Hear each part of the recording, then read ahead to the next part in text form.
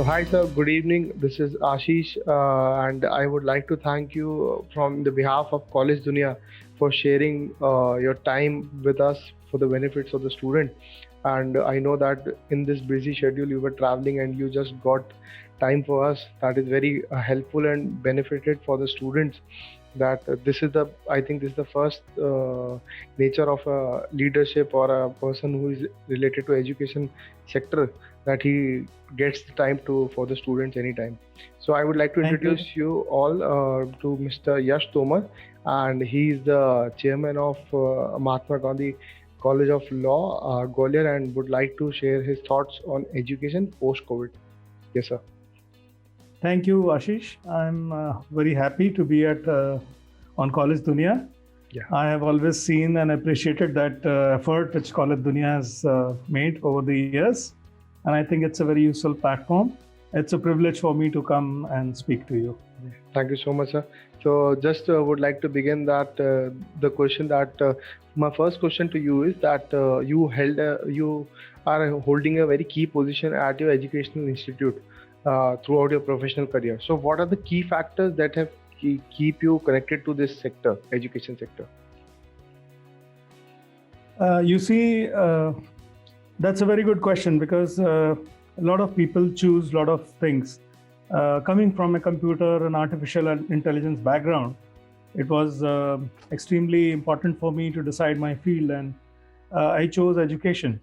And the reason was that if you really want to do something for the society and really deeply impact the society, I think the answer to my question was education. Being an education, being able to impart education at some level or the other. Great. And I thought that higher education was one area where there was a lot of need. Definitely. And I think that it provides me a platform to transform the youth and consequently the nation. So I have a deeper impact and a longer impact on the society. That's what keeps me into education. Great, sir. Great. So your contribution would be priceless for the society as well as the sector. My next question to you is that how do you describe your leadership style? You mean leadership? In terms of that how you run your college and for the students as well as the teachers, that what is your leadership? See, leadership to me is there are many kinds of leaders. One are the kind of leaders who are the Pied Pipers and who want everyone to follow them.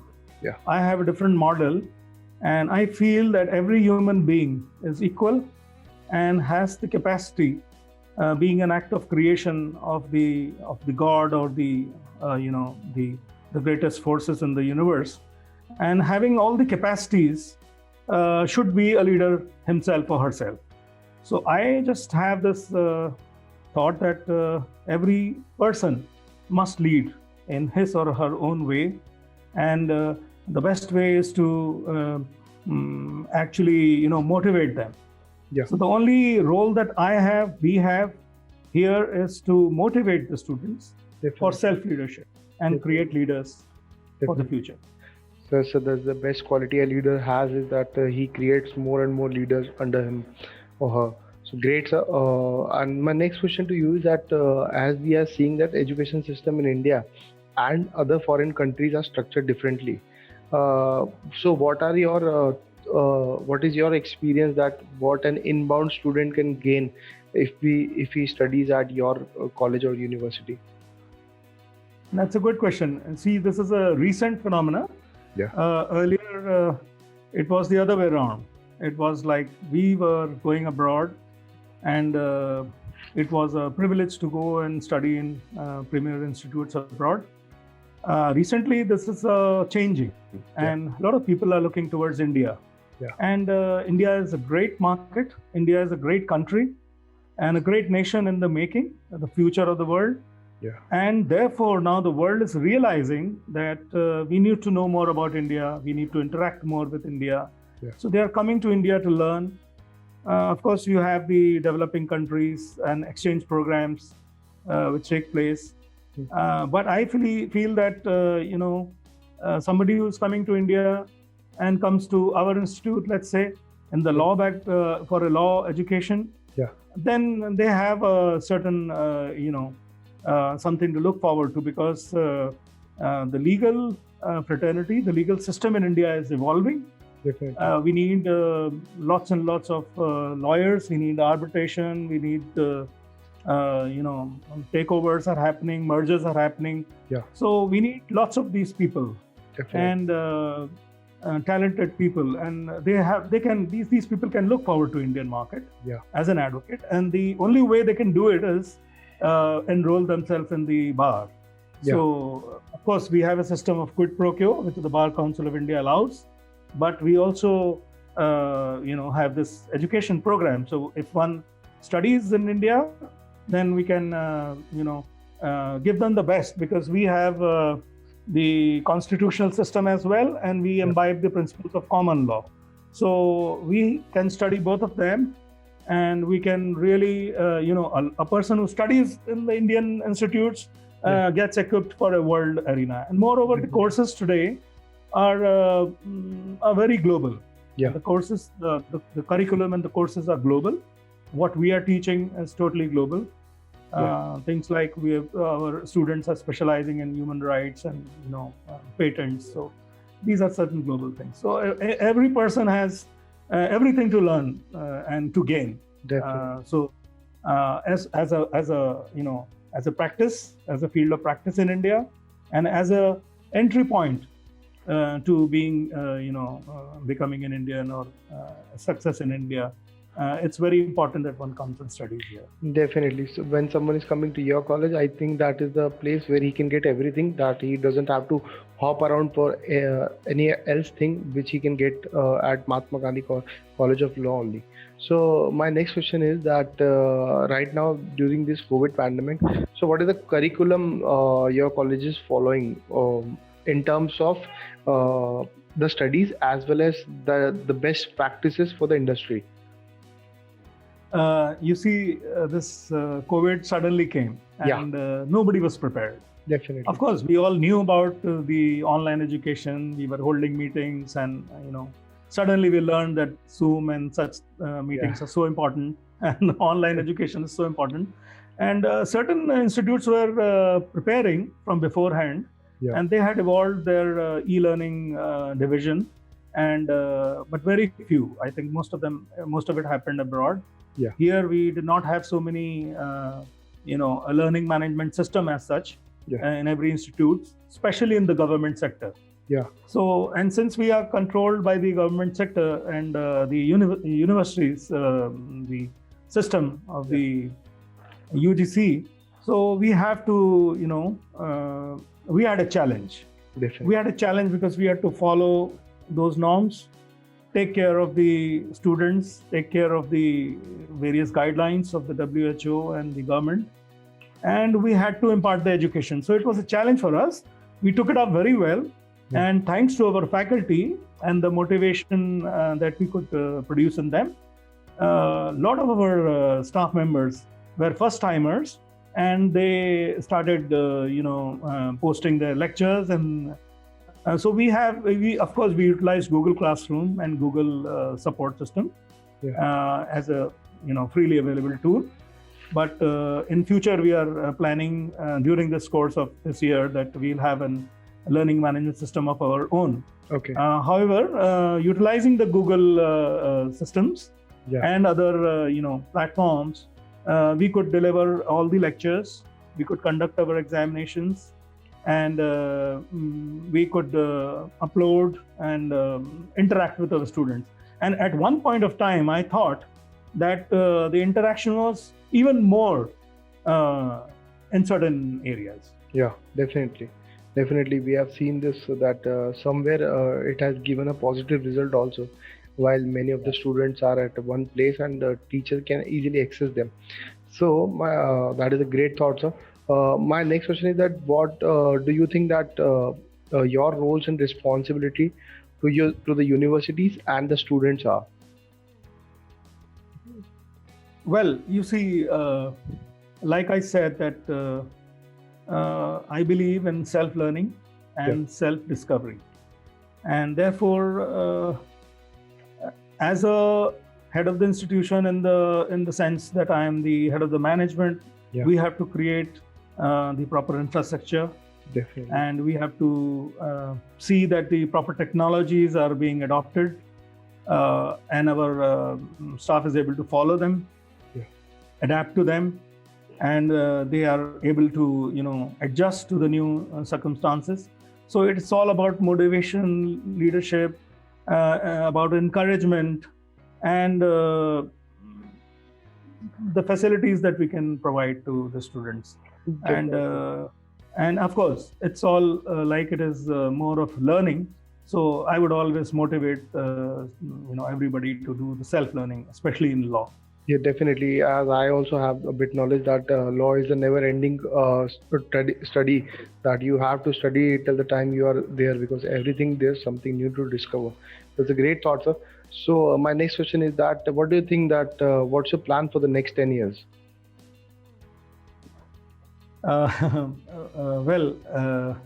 As head of the institute, I have to see that the institute really excels.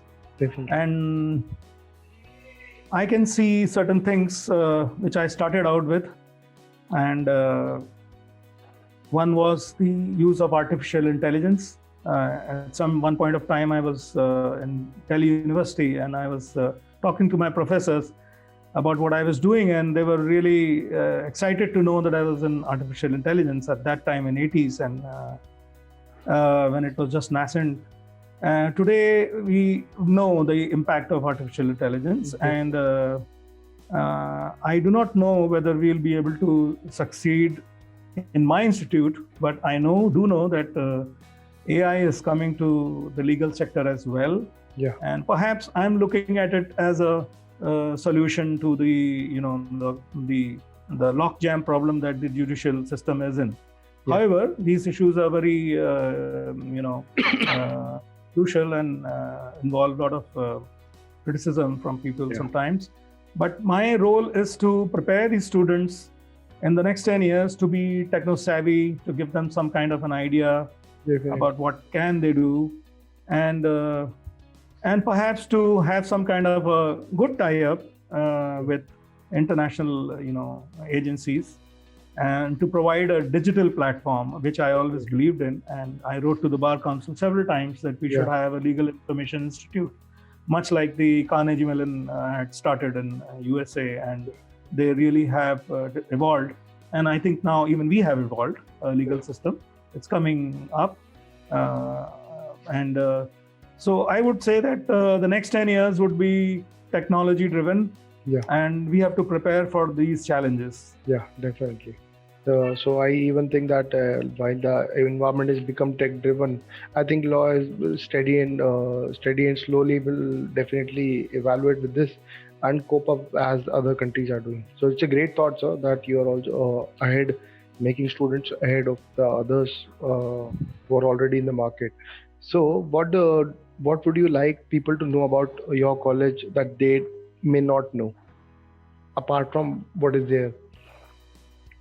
Well, I really love the campus.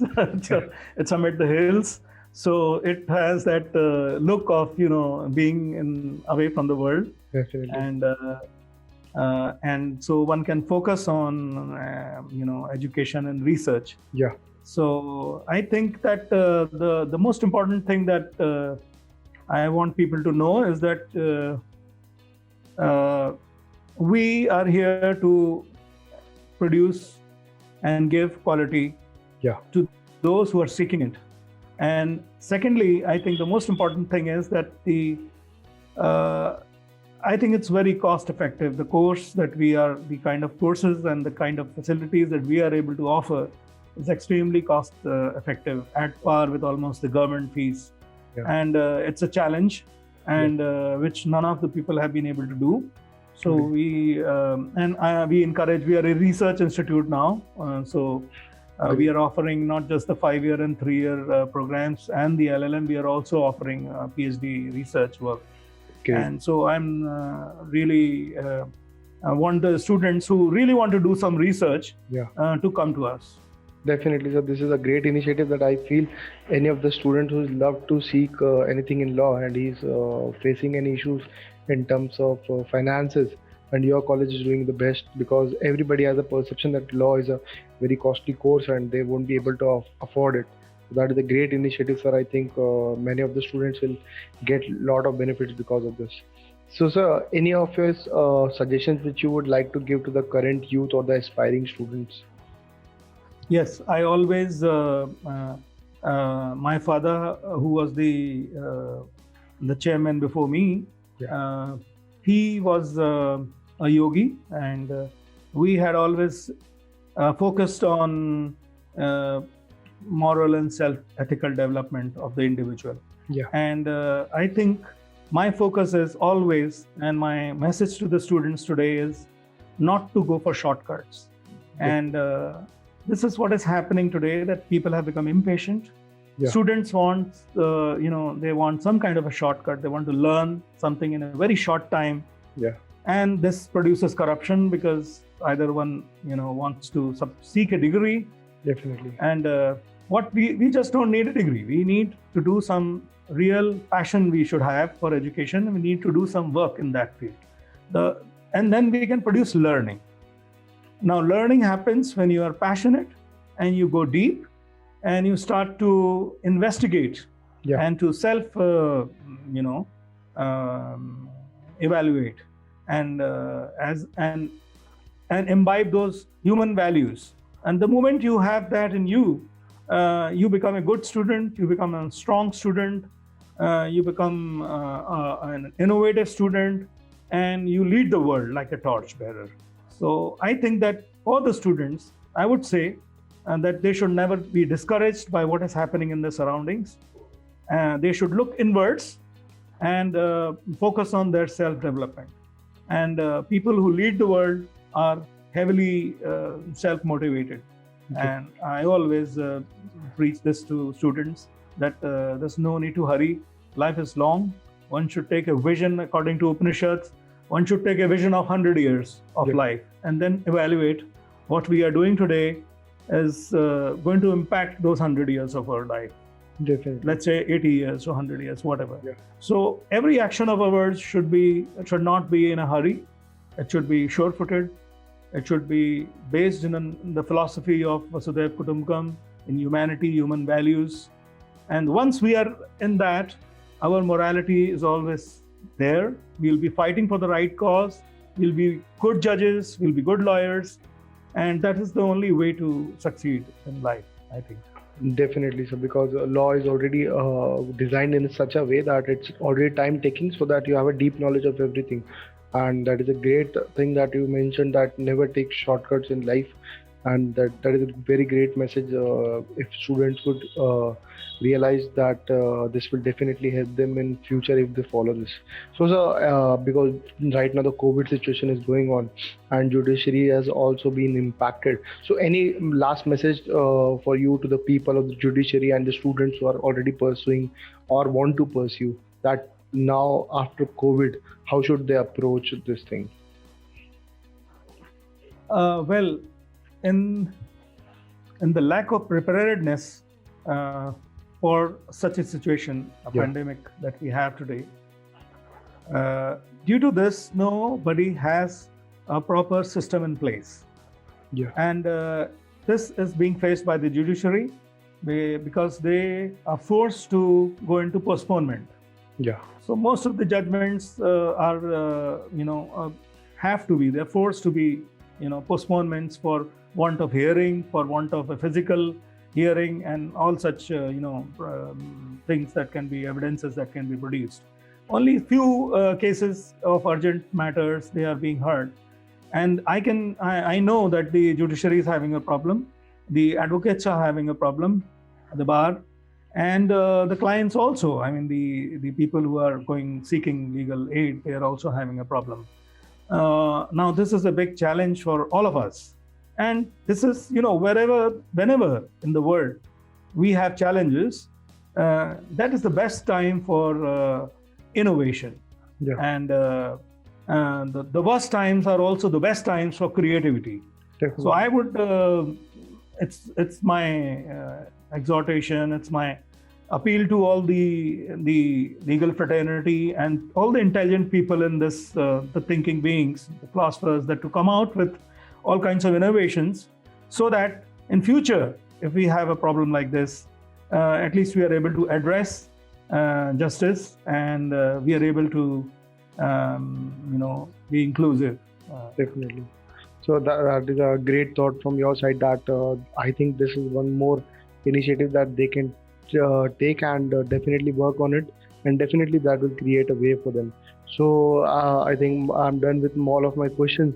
So I would like to again thank you, sir, because I knew that how you took out your time from your busy schedule, even Thank when you. it was not possible. So on behalf of College Dunia and entire students who are facing a lot of issues, I would like to thank Mr. Yash Tomar for his times and thoughts on the thoughts of education post COVID. Thank you so much, sir. Thank you very much, Ashish, Thank and best of luck to Collegedunia. Thank you, sir. Thank you. Have a nice day, sir. Thanks.